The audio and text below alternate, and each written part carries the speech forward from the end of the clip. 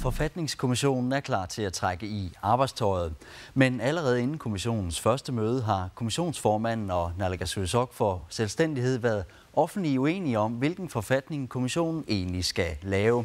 Vi får en eksperts vurdering af kommissoriet, og 3 politikere er i studiet for at debattere grundlaget for kommissionens kommende arbejde. Velkommen til Isuma Sofik.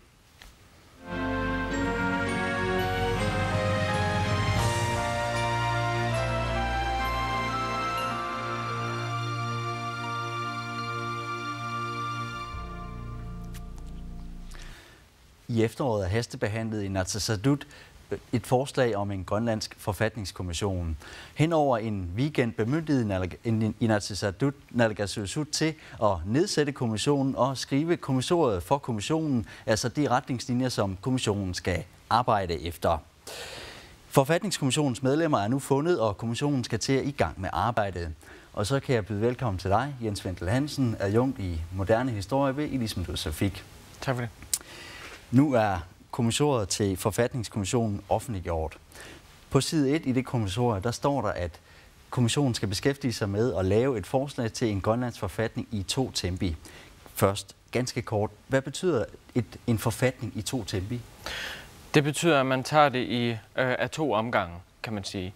Det betyder, at man laver først man laver en samlet forfatning, sådan som det ligger i kommissoriet nu i hvert fald. Og så er der dele af den, som træder i kraft umiddelbart efter, at det er vedtaget, fordi det ligger inden for den danske grundlov, og andre ting, som må vente til en grønlandsk selvstændighed. Du har kaldt det bemærkelsesværdigt, at naalakkersuisut har valgt den her løsning. Hvorfor er det bemærkelsesværdigt? Det er bemærkelsesværdigt, fordi at det var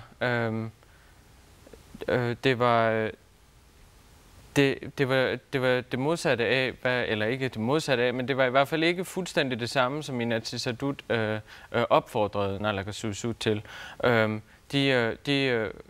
Inatsisartut opfordrede naalakkersuisut til at lave den for et selvstændigt Grønland, og nævnte ikke den, der skulle virke inden for grundlovens rammer. Derudover så er det også bemærkelsesværdigt i det, at man har sat en rimelig stram tidslinje for kommissionsarbejdet, og den vil alt andet lige nok blive noget længere ved, at man også skal lave en forfatning inden for grundloven, eftersom at så skal man stå løbende i kontakt med Justitsministeriet, og det har efter færøsk erfaring vist sig at tage noget tid. Der var jo, som du fortæller, de her 2 muligheder. Hvad er de væsentligste forskelle imellem de 2 forfatningsmuligheder? Der er den, at en forfatning for et selvstændigt Grønland kan Inatsisartut jo som sådan bestemme som det vil, eftersom på det tidspunkt så vil Grønland være suveræn, og altså skal ikke spørge nogen om lov. Og det, det vil naturligvis gøre det lettere at lave, men det vil også, som tingene ser ud i øjeblikket, i hvert fald var nogle år før der kan blive tale om sådan til selvstændighed. Mens at en forfatning inden for grundloven vil kunne træde i kraft umiddelbart, men der er, som jeg også nævnte, den risiko, at det er noget, der tager relativt lang tid at få lavet, på grund af, at man skal have Justitsministeriets ord for, at det er godt nok. Derudover så skal man altså holde sig inden for netop meget stramme linjer, så spørgsmålet er også, om en sådan forfatning vil kunne leve op til de krav, som man vil fra Grønlands offentligheds side, fra den grønlandske befolknings side, vil stille til et forfatningsdokument. Altså udover at man skal være i kontakt med Justitsministeriet, kan du så komme ind på, hvad er det konkret for nogle områder, som man hurtigt vil støde panden imod, hvis man skal skrive en forfatning inden for grundloven? Det er for eksempel det, at det forhold, at der er nogle ting, som man ikke må indikere i en grønlandsk forfatning, at man vil pille ved. sådan noget som statsforfatningen, sådan noget som statsborgerskabet, altså de rettigheder, der følger med, og sådan nogle ting. Fordi at der skal rigsenheden, som det hedder, opretholdes. Der skal grundloven være lige for alle, og rettighederne være lige for alle danske statsborgere. Og det,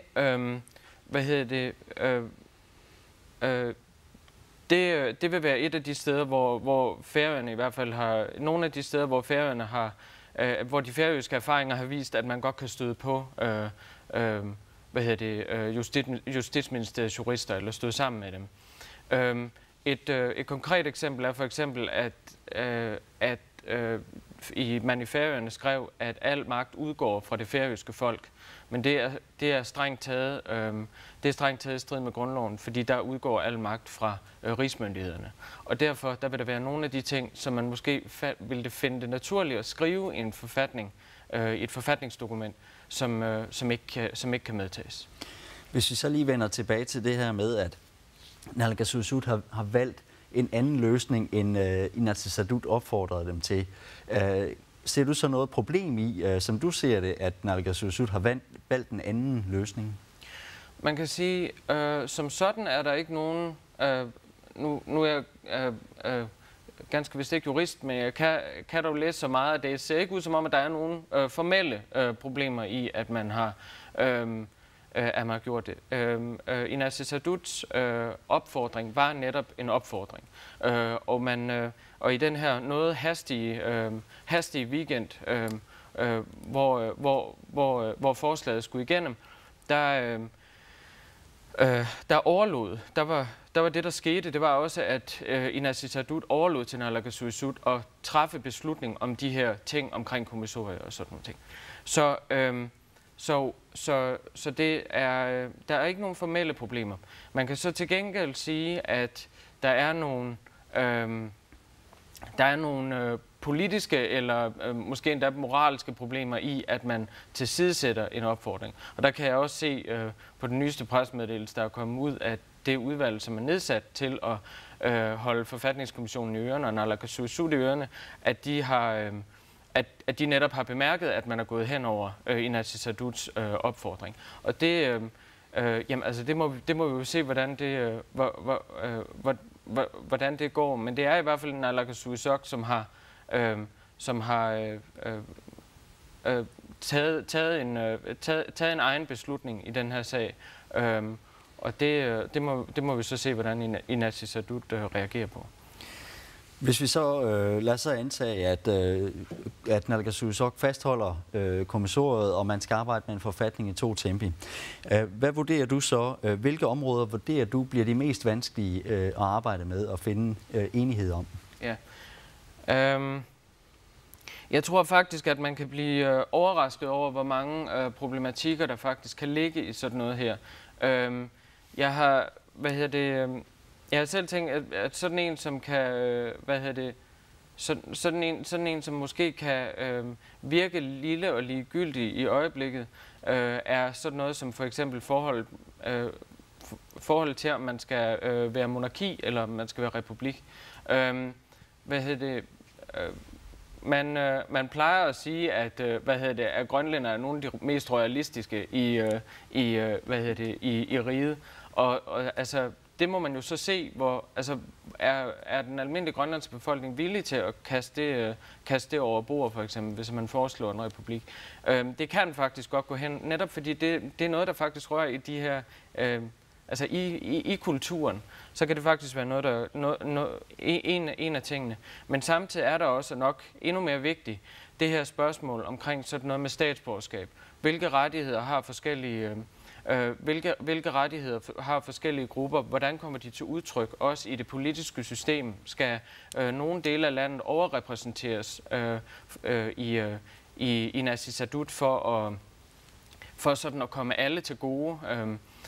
Og i det hele taget den her generelt de her bestemmelser om mindretalsbeskyttelse, som man godt kunne forvente ville være i en grønlandsk forfatning, netop fordi at det er en befolkning, som har mange facetter, altså både de sproglige, dansk og grønlandssprog, men også de forskellige grupper nordpå og østpå og vestpå og sådan. Og når du så taler om borgerne, så bliver det her jo den vigtigste lov i Grønlands historie, hvis den bliver lavet. Hvordan sikrer man, at borgerne så bliver hørt i den sag? Jeg tror, jeg skal ikke komme alt for meget ind på, hvilke muligheder det er. Det tror jeg, at der er folk, der er politisk aktive, som er langt bedre inde i, hvordan man kan bruge forskellige sådan, nye medier og alt sådan nogle forskellige ting. Men jeg vil sige, at hvis borgerinddragelsen den skal tages alvorligt, så synes jeg, at for det første på den ene side, at det er vigtigt, at borgerinddragelse ikke bare bliver en lynafleder. Altså at det ikke bare bliver, nu har vi holdt et borgermøde, eller nu har vi kastet det ud i et webforum, men at man viser lydhørhed fra politisk hold. På den anden side, så er det også vigtigt, at politikerne de faktisk tager godt hånd om den her proces, og det det kræver, at man er godt forberedt. Jeg tror selv, at det kræver, at der er et udgangspunkt at diskutere ud fra, så det ikke bare bliver en diskussion, der så kommer der noget i øst, så kommer der noget i vest og sådan noget, men at man faktisk har et udgangspunkt at diskutere ud fra. Og så en sidste ting, det er, at man skal også have rigtig, rigtig godt styr over, hvordan man så vil bruge de her svar. Altså en eller anden form for struktur over, hvordan de bliver indarbejdet. For det kan godt nok være svært. Der er formodentlig 56.000 forskellige holdninger til, hvad der skal stå i det her dokument. Og det bliver svært at få plads til dem alle sammen. Så hvordan vil man arbejde sig igennem alle de her kommentarer? Mange tak skal du have, Jens Wendel Hansen. Tak for det. Nu skal vi høre, hvad politikerne mener om Forfatningskommissionens grundlag. Og så kan jeg byde velkommen til jer. Vivian Motzfeldt, kommende formand for Forfatningskommissionen, Mimi Karlsen fra Inuit Ataqatigiit, også medlem af Forfatningskommissionen, og så har vi Michael Rosing fra Demokraterne. Velkommen til jer. Tak. Og lad mig starte hos dig, Vivian Motzfeldt. Du har tidligere på ugen været udtrykt din utilfredshed med, at Naalakkersuisut ikke har fulgt den opfordring, som Inatsisartut er kommet med i den her sag. Kan du kort forklare, hvorfor du mener, det ikke er hensigtsmæssigt? Fordi jeg ikke kan genkende det, man diskuterede den 29. november op i salen. Og det, man besluttede, det er at lave en forfatning, som skal gælde, når den dag Grønland bliver selvstændig. Og det var den, jeg arbejdede ud fra. Lad os lige få dig med på den, Mimi Karlsen fra Inuit Ataqatigiit. Har du samme standpunkt? Altså skal det være en forfatning, som først gælder, når Grønland bliver selvstændig efter din opfattelse, som I skal arbejde med i kommissionen? Ja, helt sikkert. Det er det, vi som Inatsisartut besluttede, og det er det, vi helt sikkert arbejder ud fra, at det er et selvstændigt Grønland, som vi skal arbejde med at lave forfatning for. Og det er helt sikkert. Okay, kan kort lige forklare, hvorfor er det den løsning, som I finder vigtigst? For det første så er det, som vi som Inatsisartut besluttede. Og grunden til, at vi besluttede det er jo, at vi hver har vores egen mål, at det er et selvstændigt Grønland. Og når man laver et selvstændigt Grønland med forfatning, så finder jeg det ikke rigtigt, at man gør det efter og under et grundlov, som er lavet af nogle helt andre værdier, end det vi selv har her i landet.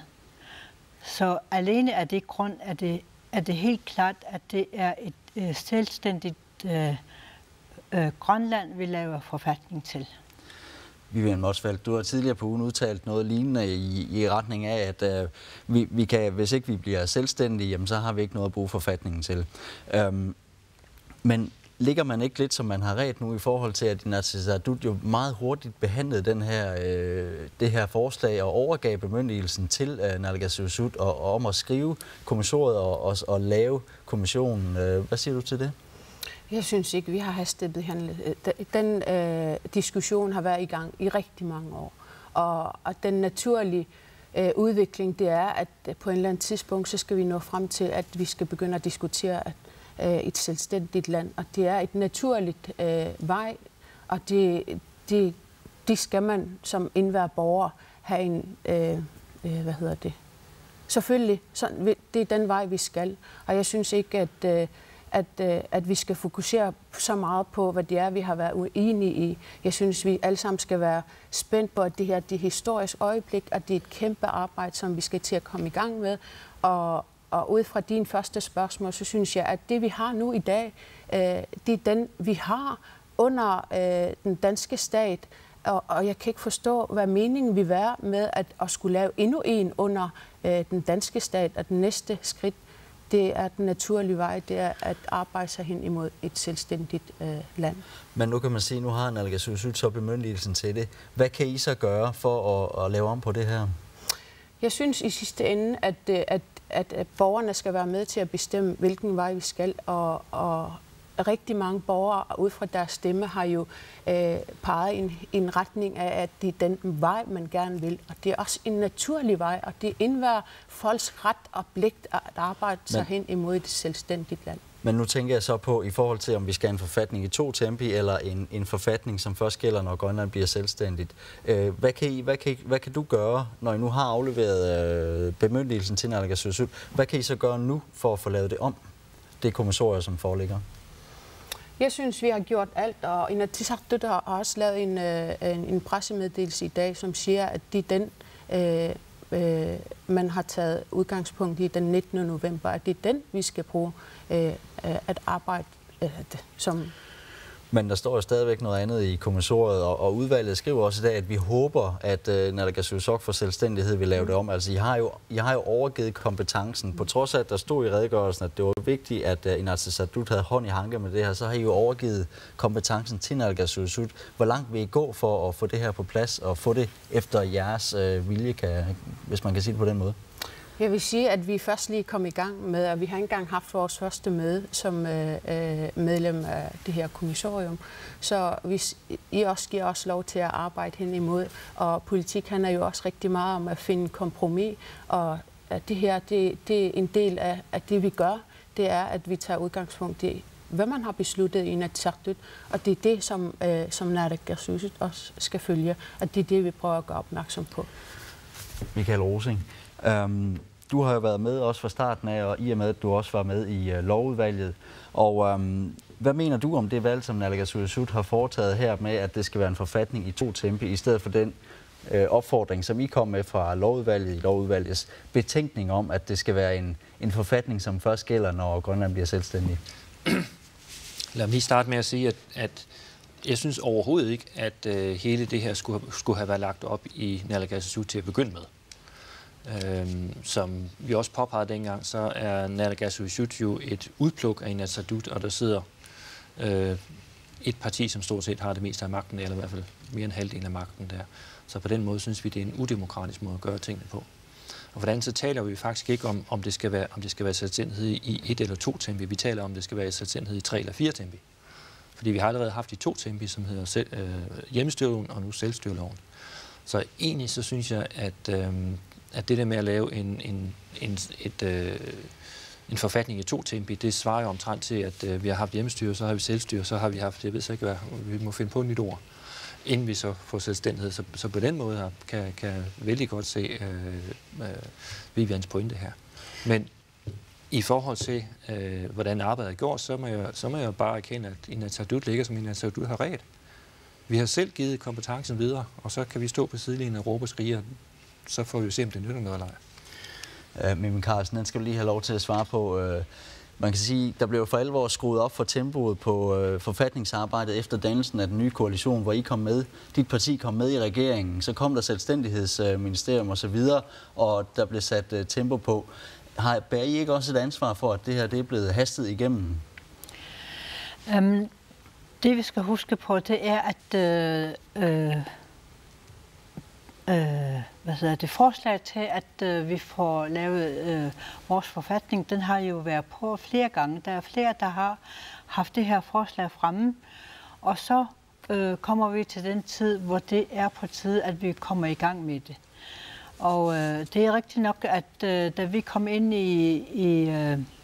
i samarbejdet, så kom det her arbejde igen, og vi synes i hvert fald, det var på tide, at vi kom i gang med det. Så derfor blev vi alle enige om, at det er det, vi går i gang med, og det er en forfatning. Og noget af det, der så står i betænkningen, det er jo også, at lovudvalget tager til efterretning, at man har tillid til, at naalakkersuisut vil gøre, som man nu skriver. Ikke? Men hvis nu ikke naalakkersuisut vil lave det her om, vil I så arbejde for at lave en forfatning i 2 tempi i forfatningskommissionen? Vil du gøre det? Det er i hvert fald helt sikkert, at det arbejde, vi satser på, det er et selvstændigt Grønland, og det er den forfatning, vi laver til. Det er til selvstændighed. Og det er det arbejde, vi går i gang med. Så på vores side er det helt sikkert, at det er det arbejde, at det ikke er i 2 tempi, men vi kan ikke se, hvorfor vi skal lave et forfatning ind under et andet grundlov. En grundlov, som er lavet af nogle andre værdier, end det vi selv har. Nu har vi endelig lov til at lave vores egen grundlov, hvor vores værdier kommer igen, og det er det, vi er opsat på. Okay, så du vil ikke lave den forfatning? Er det det, jeg hørte dig sige? I 2 tempo? Nej, jeg vil ikke lave den i 2 tempo, og det har jeg heller ikke bemyndigelse taget fra mit parti. Men I har selv givet naalakkersuisut bemyndigelsen, men I vil så ikke følge den ordre, der så kommer den anden vej? Nej, vi er helt sikre på, at den ordre, vi selv besluttede den dag, at det er det, vi følger. Og det er, at vi laver et forfatning til selvstændigt Grønland. Vivian Motzfeldt, ganske kort, for at være helt sikker og have forstået det her korrekt. I laver ikke en forfatning i 2 tempi, som med dig som formand i forfatningskommissionen? Ja. Jeg synes, jeg lige har forklaret, at jeg ikke kan se mening med det. Ligesom at Michael Rosing forklarede, hvad den næste skridt skal være. For det, vi har i dag, det er allerede den tempi, som man snakker om, man gerne vil have, som eksisterer. Og den næste naturlige skridt, det er arbejde sig hen imod et selvstændigt land. Godt. Men så lad os lige tage den, Michael Rosing. Begrundet det, der taler imod i lovudvalgets betænkning at lave en forfatning i 1 tempi, det er, at man risikerer, at det er noget, som kommer ned og ligger i en skuff og gælder først om mange år.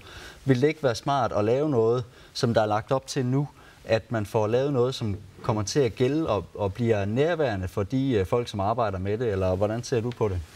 Jo, så der er masser af steder, hvor der ligesom er jeg ved ikke, som man skal kalde det fejl og mangler, men der er masser af ting i selvstyreloven, som man måske godt kunne optimere på. Jeg synes bare ikke, man skal begynde at kalde det en forfatning.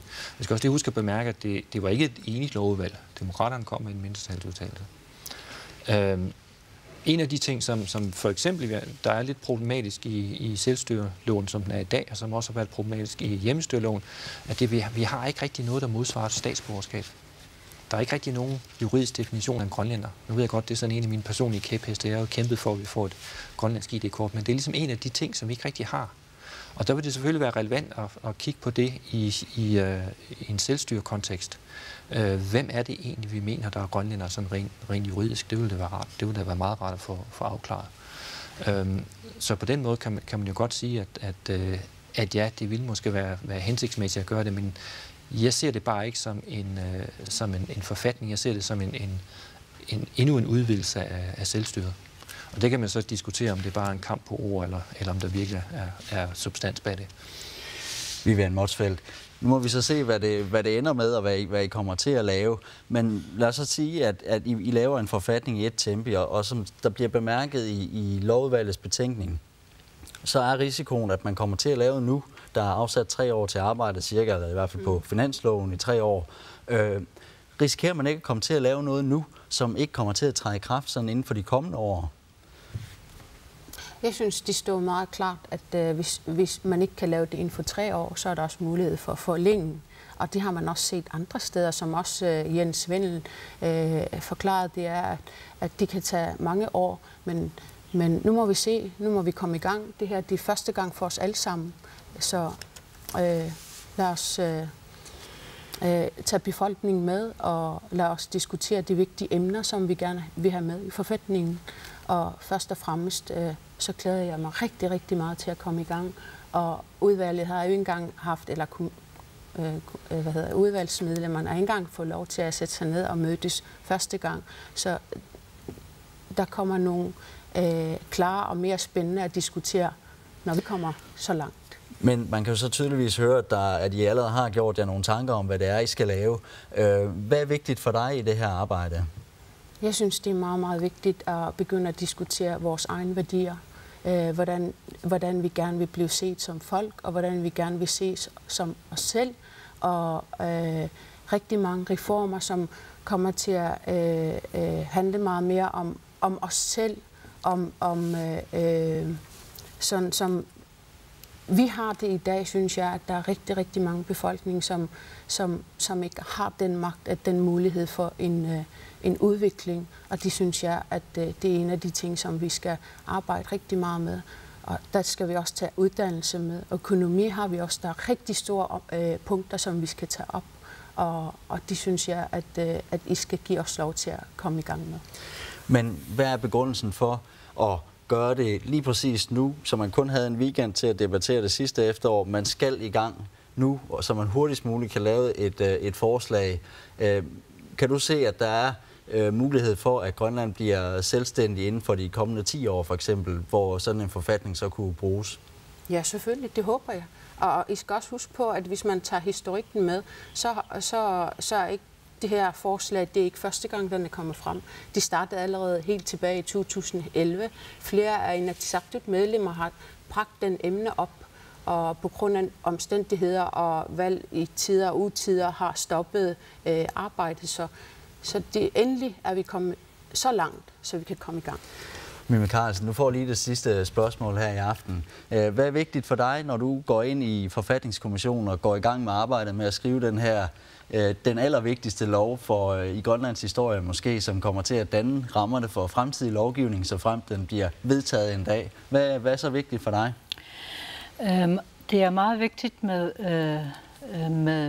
de rettigheder, vi som folk har, og enkelte personers rettigheder er meget vigtige. Og jeg synes også, at det er vigtigt, at vi får drøftet og får sat ord for ejendomsretten og retten til at bruge de ressourcer, vi har, ejendomsretten over de land og de havområder, vi har, hvordan og hvorledes det skal forvaltes, synes jeg er meget, meget vigtigt. Og at de så også bliver diskuteret og lavet efter de værdier, vi har. Så det er meget vigtigt med at komme frem med de værdier, vi som Grønland har, fordi vi gennem mange år har været under et grundlov, som et andet folk, som er lavet af andre folks værdier. Bare det at tænke på, at vi ikke er et landbrugsland, men er omringet af hav, og naturen har altid været det sted, hvor vi hentede vores føde. Men også til dig, Mimi Karlsen. Hvorfor skal det ske netop nu, hvor man, hvis man kigger på økonomien for eksempel, så er der jo dog et stykke til, at bare man får rettet op på finanserne op til 2030, ikke? Hvorfor er det netop nu, at den her forfatning skal skrives? Fordi det er vigtigt, at vi går i gang når som helst og hurtigst muligt. Når vi først har sat på noget, så er det, vi arbejder efter, og allerede fra første dag er det, vi arbejder efter, også når vi laver lovene nu. Så er det, vi har i bagtankerne. Tak skal du have. Tak til dig, Mimi Karlsen. Tak til Vivian Motzfeldt og Michael Rosing. Det var det, vi havde valgt at bringe i dag.